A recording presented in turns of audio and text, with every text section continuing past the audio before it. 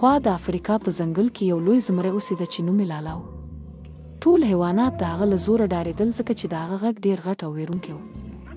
خو یو سهار چې لالا ویښ شو، خوله یې پرانیسته چې غږ وکړي، هېڅ غږ یې ونه ګړی شو. نه غړمب نه غړپ هېڅ.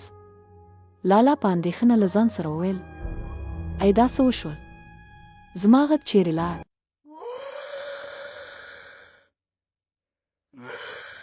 هغه د فیل خواته ولاړ.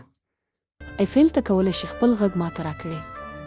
فیل یو اوږده او غټه چغه کړه، خو هغه ډېر اوږده او شور والا وه، زمري ته مناسبه ښکاره نه شوه.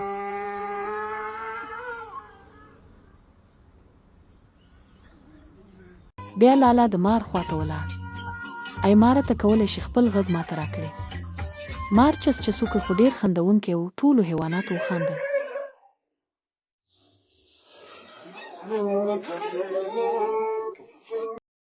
وروسته لالا د چونګښۍ خواته ولاړ. ای چونګښۍ ته کولی شي خپل غږ ماته راکړې؟ چونګښۍ غږ وکړ ربیټ، او زمري هم هڅه وکړه ربیټ ربیټ.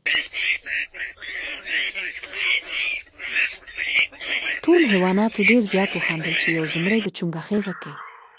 دا تر ټولو خندونکې صحنه وه. خو ناڅاپه کله چې زمری په خپله هم په خندا شو، هغه خپل اصلي غږ بیرته وموند.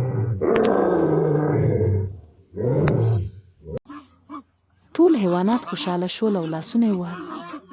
له هماغې ورځې کله چې زمری غږ کاوه، د خندا لپاره به یې وروستی ځل یو کوچنی ربیټ هم ورسره ور زیاته وه، تر څو ټول حیوانات وخاندي.